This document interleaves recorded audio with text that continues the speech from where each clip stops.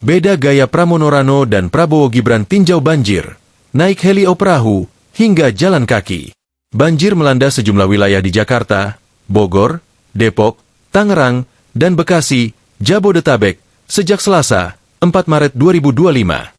Banjir terparah terjadi di Bekasi, di mana air merendam rumah hingga mencapai atap. Gaya peninjauan yang berbeda.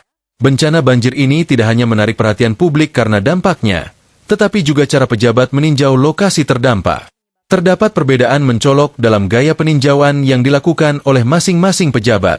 Di antaranya ada Gubernur DKI Jakarta, Pramono Anung dan wakilnya, Rano Karno, serta Presiden Prabowo Subianto dan Wapres Gibran Rakabuming Raka.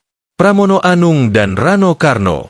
Gubernur DKI Jakarta, Pramono Anung, memilih untuk meninjau banjir di Jakarta dengan menggunakan helikopter milik Polri pada Kamis, 6 Maret 2025.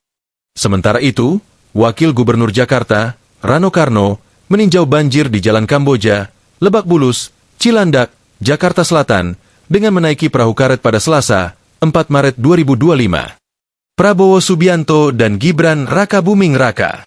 Di sisi lain, Presiden Prabowo Subianto memilih untuk meninjau banjir di Bekasi dengan berjalan kaki.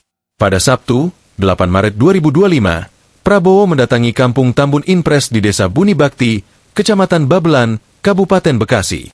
Dengan hanya mengenakan sepatu boot untuk menerjang genangan air dan menemui warga yang terdampak. Wakil Presiden Gibran Rakabuming Raka juga melakukan peninjauan dengan cara serupa. Ia meninjau banjir di perumahan Pondok Gede Permai, PGP, di Kecamatan Jatiasih, Kota Bekasi, pada Rabu, 5 Maret 2025. Gibran terlihat menggunakan sepatu boot sambil menyusuri lumpur yang menggenangi rumah-rumah warga.